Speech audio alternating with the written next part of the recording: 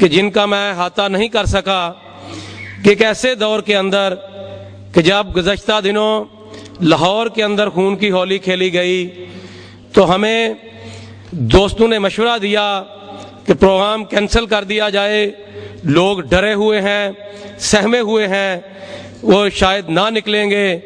تو میں سمجھتا ہوں کہ میں سلام پیش کرتا ہوں اقبال کے شہریوں، اقبال کے شاہینوں کو کہ انہوں نے کسی چیز کو مد نظر نہیں رکھا اور پاکستان کو درپیش چیلنجز اور ان کے حل کے موضوع پر اپنے ان لوگوں کو کہ جو مہمانان گرامی ہیں اور یہاں تشریف فرما ہیں، ان کی بات اور مایوسی کی اور تاریکی کی ان گہرائیوں سے نکلنے کے لیے اس کے حل کو سمجھنے اور اپنا کردار ادا کرنے کے لیے تشریف لائے۔ اب میں تھنکر فورم کے روح رواں کوآرڈینیٹر محترم اسد اعجاز صاحب کو دعوت دوں گا کہ وہ آئیں اور چند کلمات سے نوازیں تاکہ مہمان نان گرامی اپنے سامعین سے اپنی گفتگو کر سکیں۔ میں صرف چند جملے ہی کہوں گا کہ مین مہمان ہم نے جو بلائے ہیں ان کا ہی مین مقصد ہے، اسی کے لیے آپ لوگ تشریف لائے ہیں۔ مجھے بعض دوست کہتے ہیں کہ آپ اتنے تسلسل سے کیا مقاصد ہیں، یہ پروگرام آپ کیوں کر رہے ہیں، آپ کی کیا مقاصد ہے؟ کوئی ایجنسی آپ کو یوز کر رہی ہے، کوئی تنظیم سیاسی جماعت یوز کر رہی ہے؟ اور میں ان دوستوں کو کہا کہ اللہ رب العزت نے مجھے مجرے کرانے کا شوق نہیں ڈالا، ایک لگن دیا ہے اس چیز کی کہ ہم جو پاکستان میں موجود صاحب الرائے لوگ ہیں ان کو بلایا جائے اور اپنے شہر کے دوستوں کے ساتھ انٹریکشن بڑھایا جائے، تاکہ جو لوگ امید بانٹتے ہیں، جو ہمت دیتے ہیں، جو کرج پیدا کرتے ہیں، ہماری آپ دوستوں سے بس ایک ہی اپیل ہے کہ مجھے بھی اور آپ کو بھی، ہم سب کو مذہبی فرقہ واریت ہو یا جماعتی تعصبات ہوں، اس سے ہٹ کے امہ کے لیول کے اوپر، پاکستان کے لیول کے اوپر اپنے رول کو سوچنا چاہیے کہ ہمارا کنٹریبیوشن کیا ہے اس پاکستان کے لیے، اس امت کے لیے ہمارا رول کیا ہے، کیا ہم اس کو کوئی ڈیلیور کر رہے ہیں اور کیا ہم اس سے حاصل کر رہے ہیں، اور ہمارا ایم کیا ہے۔ جب تک ہمارے اپنے اندر امید کی کرن نہیں ہوئے گی ہم لوگ منزل پہ نہیں جا سکتے۔ اور جو ایک لطیفہ بڑا مشہور ہے کہ ہمارا رویہ بحیثیت قوم صرف یہ بن گیا ہے کہ جوتے مارنے کے لیے بندے بڑھاؤ، حالانکہ ہمیں ہاتھ روکنے اور توڑنے کے لیے ہمت پیدا کرنی چاہیے، تب تک یہ قوم سدھر نہیں سکتی ہے۔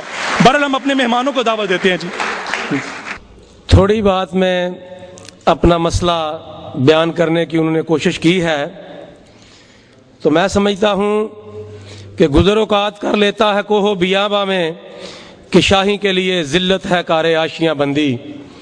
تاریخ میں عظیم لوگ روز بروز پیدا نہیں ہوا کرتے، مادر گیتی انہیں عرصہ ہے دراز کے بعد جنم دیتی ہے۔ ایسے انسانوں کے لیے تاریخ کو مدتوں منتظر رہنا پڑتا ہے، تب جا کر کوئی عظیم انسان پیدا ہوتا ہے۔ یہ وہ عظیم انسان ہوتے ہیں جو اپنے کردار، اخلاق، حب الوطنی، اثار، قربانی سے آسماں کی بلندیوں کو چھوتے ہیں۔ اس عظیم انسان، ان کی شخصیت، ان کے کردار، ان کے اخلاق، خدمات، پاکستانیت کو چند الفاظ میں احاطہ کرنا مشکل ہے۔ یہی کہوں گا، کیا میں نے اس خاک داں سے کنارہ جہاں رزق کا نام ہے آب و دانہ، بیاباں کی خلوت خوش آئی ہے مجھ کو، ازل سے ہے فطرت میری راہبانہ، حمام و کبوتر کا بھوکھا نہیں میں کہ ہے زندگی باز کی زاہدانہ، جپٹنا پلٹنا پلٹ کر جپٹنا لہو گرم رکھنے کا ہے ایک بہانہ، پرندوں کی دنیا کا درویش ہوں میں کہ شاہی بناتا نہیں آشیانہ۔ آپ سے مخاطب ہوتے ہیں جنرل ریٹائرڈ حمید گل صاحب۔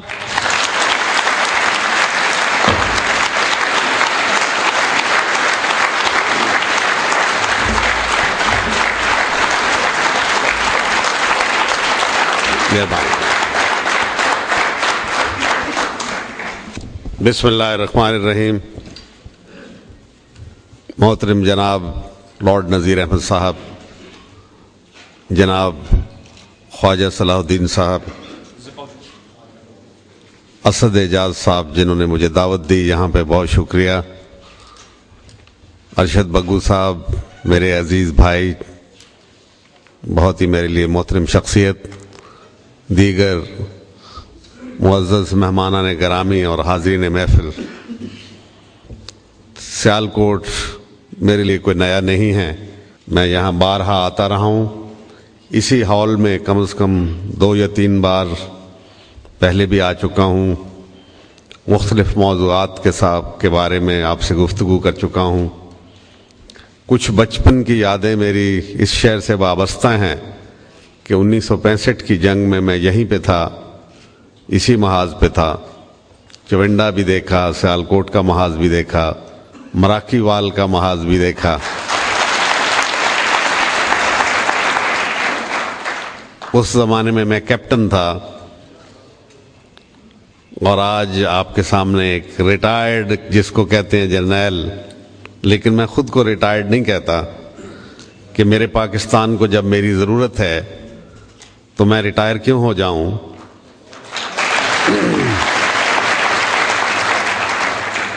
मैं ना तो रिटायर्ड हूं ना टायर्ड हूं। मेरे पाकिस्तान मुझे आज इसलिए एक सफ़र जारी रखे हुए हूं और शायद वो वक्त अब करीब आ गया है जब मैं आपसे दरख्वास्त करूं कि आए हम इस सफ़र में मिल के आगे चलें और अपनी मंजिल को हासिल करें। लेकिन मेरा अंदाज इक़्तिदार की सियासत नहीं, जिससे मैंने हमेशा गुरेज किया। मुझे बहुत दावतें मिली, फ़लाँ पार्टी ज्वाइन कर लो या फिर अपनी पार्टी बना लो, लेकिन मैं पार्टी बाजी को फ़िरकावारियत से अलग नहीं समझता। फ़िरकावारियत तकसीम करती है इंसानों को, मुसलमानों को, मस्जिद में, महल्लों में, गली और कूचों में, और सियासत भी बिल्कुल यही काम करती है। इक़्तिदार की सियासत, जो सियासत खिदमत की सियासत होती है, जो किसी आला और अरफा मकसद के लिए की जाती है, वो सियासत बहुत आला चीज़ है। वो सियासत हमारे नबी करीम सल्लल्लाहु अलैहि वसल्लम ने भी की। वो सियासत और चीज़ है, वो लोगों को मुत्तहिद करती है, वो लोगों को तकसीम नहीं करती, आपस में लड़ाती नहीं। मेरा वोटर मेरा सपोर्टर, तेरा वोटर तेरा सपोर्टर, जो इस बुनियाद के ऊपर सियासत खड़ी होती है, यकीनन वो कौम और मिल्लत के लिए मुहलिक होती है। और आपने देख लिया कि हमारे मुल्क का हशर किस वजह से हो रहा है, और उसके अंदर अगर मेरा बस चले तो पार्टीज़ एक्ट जो आर्टिकल 17 ऑफ द कॉन्स्टिट्यूशन में दिया गया है, मैं उसको फ़ौरन कहूँ कि इसको स्क्रैप कर दिया जाए, सुप्रीम कोर्ट से दरख्वास्त करूँ, क्योंकि ये पाकिस्तान के मैग्ना कार्टा, लॉर्ड नज़ीर अहमद साहब बैठे हैं, वो समझते हैं मैग्ना कार्ट का किस चीज़ को कहते हैं। पाकिस्तान का भी एक मैग्ना कार्टा है, क्योंकि जब भी कोई मुल्क अपने आप को एक शनाख्त के साथ आगे बढ़ाना चाहता है तो अपने लिए कुछ असूल वज़ा करता है, कुछ मार्कर्स इन प्लेस करता है।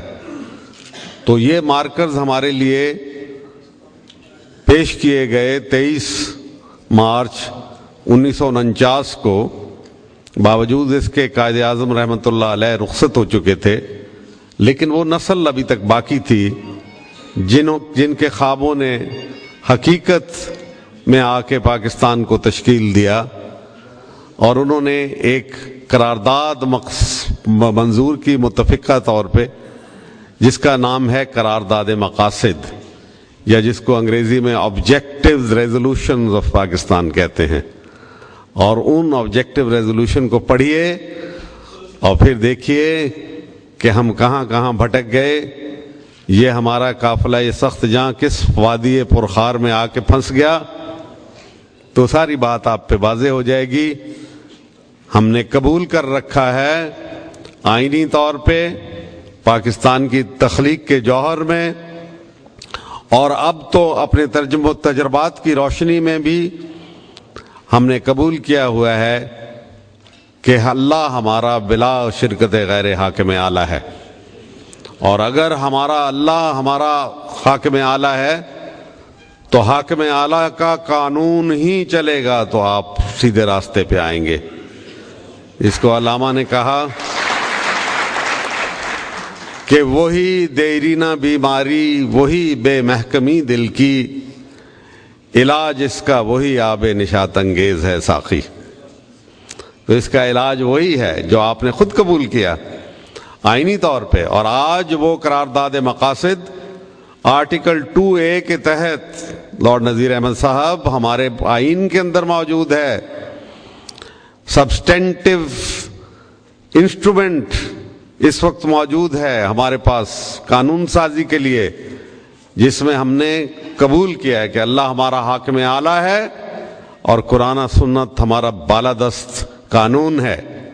اگر وہ ہمارا بالادست قانون ہے تو جو تضادات ہیں ہمارے آئین کے اندر اور ہمارے اعمال کانڈکٹ آف ڈیموکریسی میں، اس کو ہمیں ختم کرنا چاہیے۔ اللہ تعالیٰ ہمیں ایک حکم دیتے ہیں کہ آپس میں تفرقہ مت ڈالو، لیکن ہم تفرقوں کا شکار، تعصبات کا شکار قوم بن کے رہ گئے ہیں۔ یہ تو ایک بہت سمپل حل ہے جو میں آپ کو بتا رہا ہوں، اور اس کا وقت بھی اب آ گیا ہے کہ دنیا کے تمام نظام جو ہیں وہ درہم ہو گئے، درہم برہم ہو گئے، تلپٹ ہو گئے، اور وہ ہمارے پڑوس میں افغانستان میں ایک نظام جو ہے وہ ڈوب گیا، اس کے ستارے بھی ڈوب گئے، اس کا نصیب بھی ڈوب گیا اور اس کا ڈھانچہ بھی ڈوب گیا، اور دوسرا نظام جو ہے وہ شکست پذیر ہے۔ میں درخواست کروں گا ہمارے محترم مہمان لارڈ نذیر احمد سے کہ اب وہاں پہ ہاؤس آف لارڈز میں کھڑے ہو کے یہ کہیں، اے انگریزوں، تمہیں یاد نہیں اپنی تاریخ؟ تمہیں 1842 یاد نہیں جب تمہاری اتنی بڑی فوج میں سے صرف ایک کیپٹن ولیم برینڈن زخمی حالت میں ایک اداس گھوڑے کے اوپر پشاور کلب میں آیا تھا، اور اس کو انہوں نے اس لیے چھوڑا تھا کہ جا کے داستان بیان کرو کہ اس فوج کے ساتھ کیا ہوا۔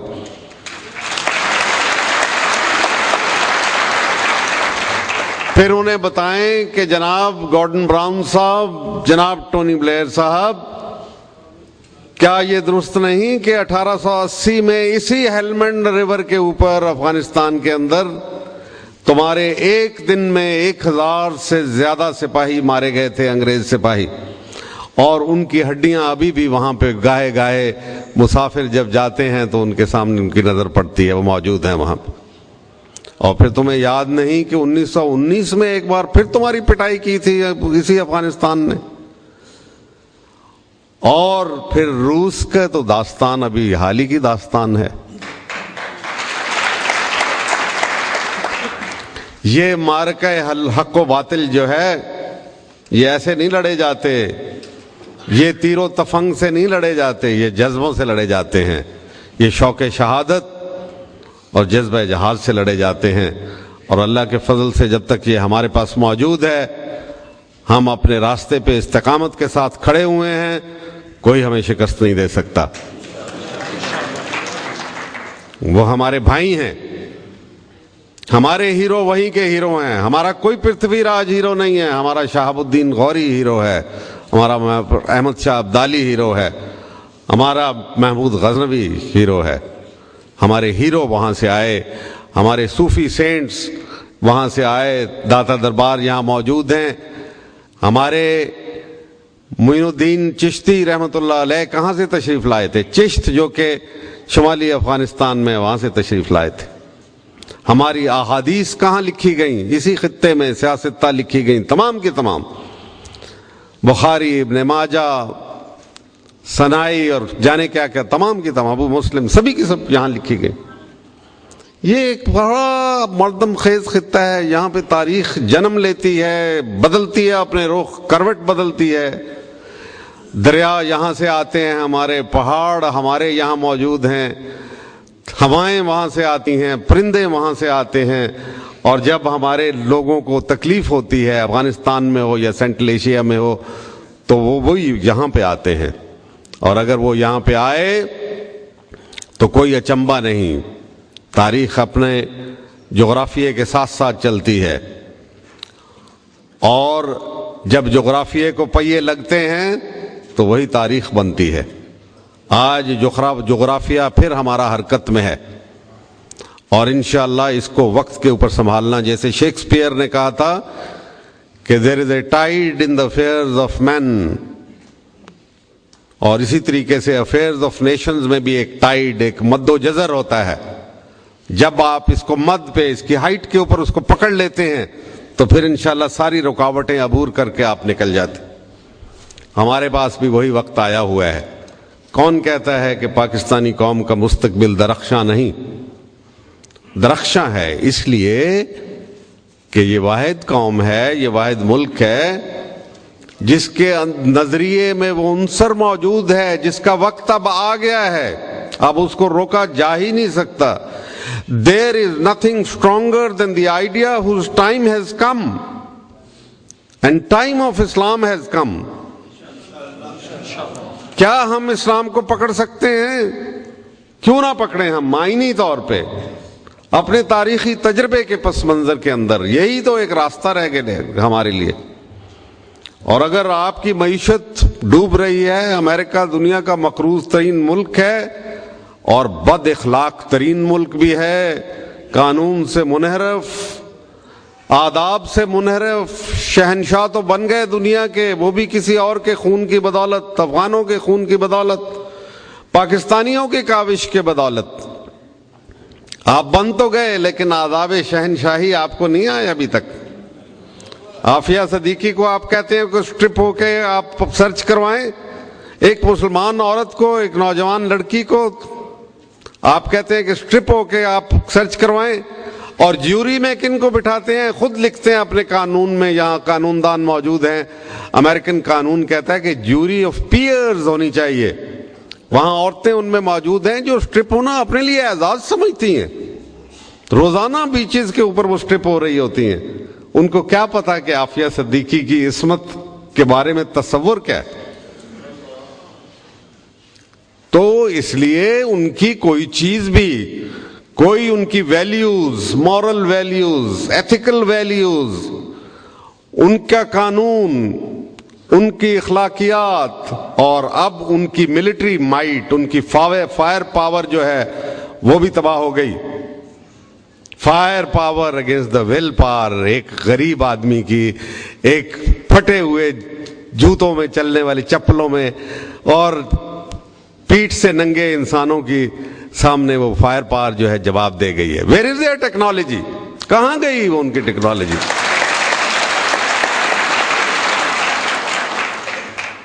لارڈ صاحب، technology without morality is equal to rascality۔ ہم بھی چاہتے ہیں ٹیکنالوجی ہو لیکن morality کے ساتھ، اصولوں کے ساتھ۔ وہ اصول ہمیں وضع کیے، ہم نے نہیں کیے، ہمارے اللہ نے وضع کیے ہمارے لیے، اور ہمیں ملے، یہ براہ راست ملے، ہمارے نبی کریم صلی اللہ علیہ وسلم کے ذریعے سے ملے، اور جن کی اصول پرستی جو تمام دنیا کے ہسٹورین مانتے ہیں۔ کیا بات ہے، آپ کس طریقے سے ہمارے کرتے ہیں؟ ہم انسان ہیں، تم ہمیں کیا سمجھتے ہو؟ مقابلہ آ گیا میدان میں، اور فیصلہ بھی برسر میدان ہوگا۔ ہم نے فیصلہ نہیں کیا تھا کہ میدان میں اتر کے کریں، یہ ہمارا ڈیسیجن نہیں تھا، یہ تمہارا ڈیسیجن تھا۔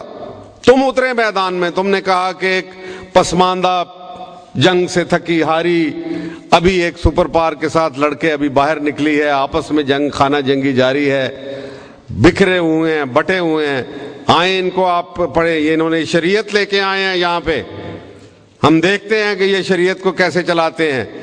وہاں امن آ گیا اور سکون آ گیا، ہیروئن ختم ہو گئی، ہتھیار بندی جو کہ امن دنیا کی ضرورت ہے، وہاں کسی کے پاس ہتھیار نہیں تھے، ملا عمر حجرے سے بھی نہیں نکلتا تھا، اس کی رٹ چلتی تھی وہاں پہ۔ پھر آپ نے سازشیں کی، ان طالبان کو آپس میں لڑایا، اور پھر اس کے بعد وہاں آ گئے آپ۔ لیکن اس کے اوپر علامہ اقبال نے، اور مجھے خوشی ہے کہ علامہ اقبال اسی شہر کے تھے، تو انہوں نے کہا کہ دنیا کو ہے پھر مار کے روح و بدن پیش، دنیا کو ہے پھر مار کے، مورل اور مٹیریل کا پھر کلیش ہونے جا رہا ہے۔ علامہ کہہ رہے ہیں 1936 میں، دنیا کو ہے پھر مار کے روح و بدن پیش، اور تہذیب نے پھر اپنے درندوں کو ابھارا۔ یہ تہذیب، کلیش آف سیولائزیشن۔ اور اس مارکے میں علامہ کہتے ہیں کہ فیصلہ کا کون کرے گا، بیلنس آف پاور کیسے ہوگا، کیونکہ بیلنس آف پاور بہت امپورٹنٹ ہے۔ اس کا روز چرچے سنتے ہیں، تھنک ٹینک بے شمار یہ کرتے ہیں باتیں۔ بیلنس آف پاور، علامہ کہتے ہیں اللہ کو پامردی مومن پہ بھروسہ اور ابلیس کو یورپ کی مشینوں کا سہارا۔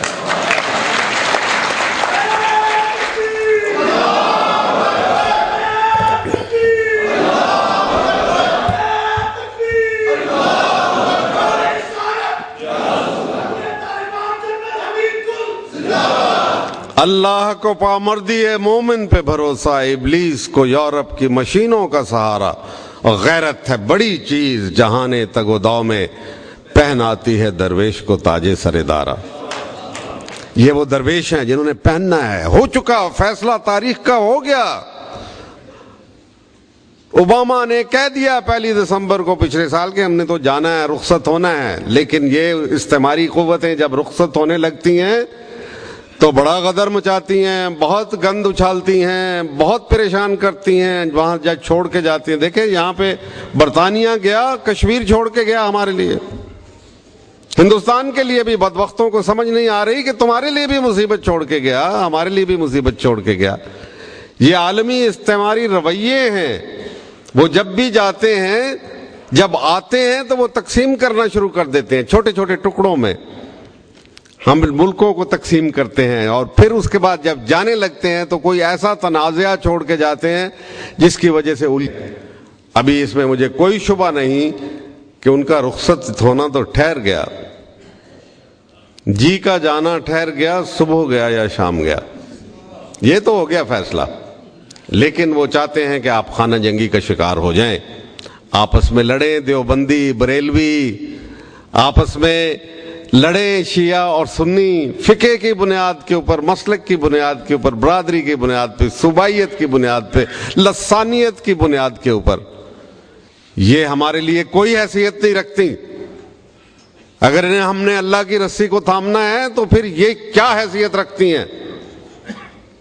اس کا بھی فیصلہ ہو جائے گا انشاءاللہ، ہمارا آئین کے اندر موجود ہے۔ جس دن ہم نے آزاد عدلیہ کے لیے جب ارشد بگو اور میں جد و جہد کر رہے تھے اور دیگر تمام، دھوکہ ہوا اس وقت بھی ہمارے ساتھ، 2 دفعہ دھوکہ ہوا۔ ایک دفعہ ان کو یاد ہے کہ 13 جون ہم وہاں موجود تھے، ارشد بگو صاحب سٹیج کے اوپر تھے اور فرما رہے تھے کہ انقلاب آ گیا ہے، اور آ گیا تھا انقلاب۔ اس وقت بھی روکا، سیاسی لوگوں نے روک دیا اس کو۔ وہی اگر وہ سیاسی ہیں، مفاد پرست ہوتے ہیں، اور مفاد اور اتحاد اکٹھے نہیں ہو سکتے، صرف جہاد اور اتحاد اکٹھے ہوتے ہیں۔ مفاد اور نے بیڑا غرق کر دیا۔ پھر ایک اور موقع آیا 15 مارچ کو، گجرانوالا تک پہنچ گیا وہ کارواں پرامن پڑھے لکھے لوگوں کا، سول سوسائٹی، انتظامیہ جو تھی وہ ٹوٹ پھوٹ رہی تھی۔ فوج نے کہہ دیا تھا جا کے زرداری صاحب کو کہ جناب ہم عوام کے سامنے نہیں آئیں گے، یہ تو بالکل نہتے اور بالکل پرامن طریقے سے آ رہے ہیں اور ان کا مطالبہ بھی درست ہے، عمارات کی حفاظت ہم ضرور کریں گے کہ توڑ پھوڑ نہ ہو، لیکن ہم ان کا مقابلہ نہیں کریں گے۔ معاملہ ٹھپ ہو گیا تھا، ختم ہو گیا تھا۔ پھر سیاستدانوں نے اٹھا کے بیڑا غرق کر دیا۔ مجھے بہت اعتراض ہے ان کے اس رویے کے اوپر۔ انہوں نے روک دیا اس کارواں کو، وہ انقلاب جو آ رہا تھا، اور مغربی سفارتکار اپنے کیپٹلز کو لکھ رہے تھے کہ یہاں تو آ گیا، اسلامی انقلاب آ گیا۔ لیکن اسلامی انقلاب کو کب تک روکو گے؟ کیسے روکو گے؟ یہ جب فیصلہ ہی ہو گیا، جب تم چلے ہی گئے، جب یہ خلا آئے گا تو کوئی بھی دور، کوئی بھی زمانہ بغیر کسی برتر نظریے کے نہیں رہا کرتا۔ What is the dominant notion of the age? ایک برتر نظریہ کون سا ہے دنیا کے اندر جس کے مطابق انسانیت زندگی گزارے، اصول وضع کرے؟ کوئی ہے؟ اشتراکیت ختم ہو گئی، اجتماع ڈوب رہا ہے، معیشت ان کی تباہ ہو رہی ہے، اور کون سا نظریہ دنیا کے اندر باقی رہ گیا؟ ایک ہی نظریہ، آپ ہیں۔ اور اس کا والی وارث کون ہے، اس کا کسٹوڈین کون ہے، اس کا نگہبان کون ہے، اور کس نے وعدہ کر رکھا ہے کہ اس نظام کو لانا ہے، سوشو مانیٹری سسٹم کو لانا ہے؟ اسلام عبادات کا نام تو نہیں ہے، دین جو ہے ہمارا وہ مذہب نہیں ہے، وہ دین ہے۔ اور بابا سمجھو، یہاں پہ لارڈ نذیر صاحب بہت اچھا نظام چلا رہے ہیں اپنے وہاں پہ برطانیہ میں، لیکن وہ بائبل سے تو ہٹ کے ہے نا، کیونکہ بائبل تو قانون کی کتاب ہی نہیں ہے۔ لہذا کرسچن ورلڈ کی جو ڈیموکریسیز ہیں وہ تو اللہ کے جو ڈیوائن آرڈر ہے، ڈیوائن پرپز ہے، اس کے تابع تو نہیں ہے۔ قرآن اللہ کے فضل و کرم سے قانون کی کتاب ہے، اس میں سارا قانون دیا ہوا ہے، اور یہی ایک بنیادی فرق ہے Islamic democracy and Christian democracy کا، یا Christian world democracy, secular democracy جس کو کہتے ہیں۔ اس کا فرق بنیادی یہ ہے، اور وہ ہم نے فرق نکالنا ہے۔ ہم بھی جمہوریت چاہتے ہیں، بالکل چاہیں گے، ہم بھی مجلس شورا بنائیں گے، لیکن طریقہ ہمارا اپنا ہوگا۔ اور یہاں حکم کس کا؟ بنیادی قانون وہ میگنا کارٹا کیا ہوگا؟